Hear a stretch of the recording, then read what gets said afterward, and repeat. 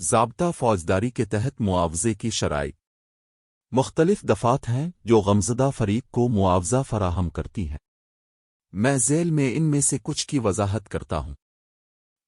شکایتہ police کی report پر قائم ہونے والے ہر معاملے میں عدالت مقدمے کی سماعت کے اختتام پر اس نتیجے پر پہنچتی ہے کہ ملزم کے خلاف شروع کی گئی کارروائی جھوٹی اور فضول تھی۔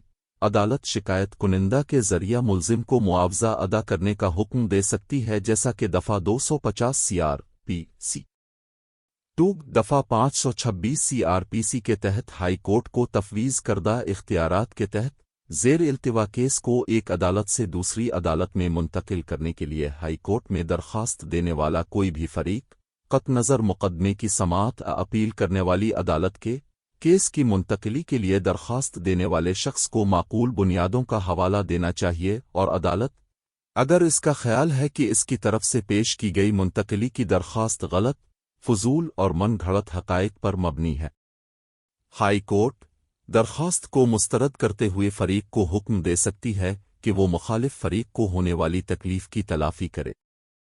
3 جب کسی شخص کو جائیداد کے مجرمانہ غلط استعمال چوری کا ارتکاب کرنے کے جرم میں سزا سنائی گئی ہو تو عدالت نے منقولہ جائیداد کی بحالی کا حکم دیتے ہوئے مشاہدہ کیا کہ ایسی جائیداد کو مزید فروخت کر دیا گیا تھا یا بصورت دیگر ٹھکانے نہیں لگایا جا سکتا ہے۔